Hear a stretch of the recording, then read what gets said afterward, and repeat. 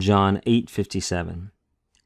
Epon un hoiudaioi pros auton, pentekonta ete upo eches, kai Abraham heorakas.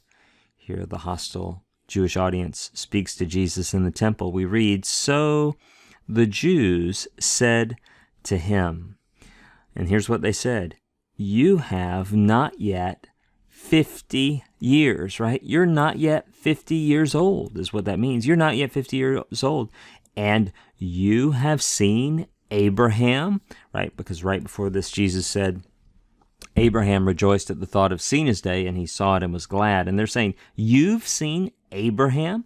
Notice this word, heorakas. What is the lexical form of that? Well, that is horao.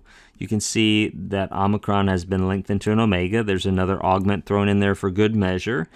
And there's a kappa there. When you see a kappa, think about 24K gold. It's probably going to be perfect, especially if there's a change on the beginning of the word. This is indeed a perfect. It's a perfect active indicative, and that's a second person singular ending because they're referring to Jesus in the singular here. You, singular, you have seen Abraham.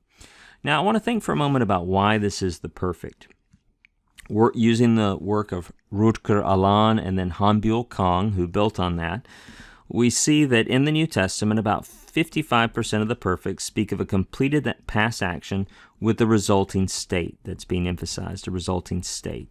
However, 35% of the perfects in the New Testament speak of a completed past action, and then the action has some immediate relevance for what is being talked about for this discourse unit. And this seems to fit right here, doesn't it? It's like, they're saying, so in the past, you saw Abraham.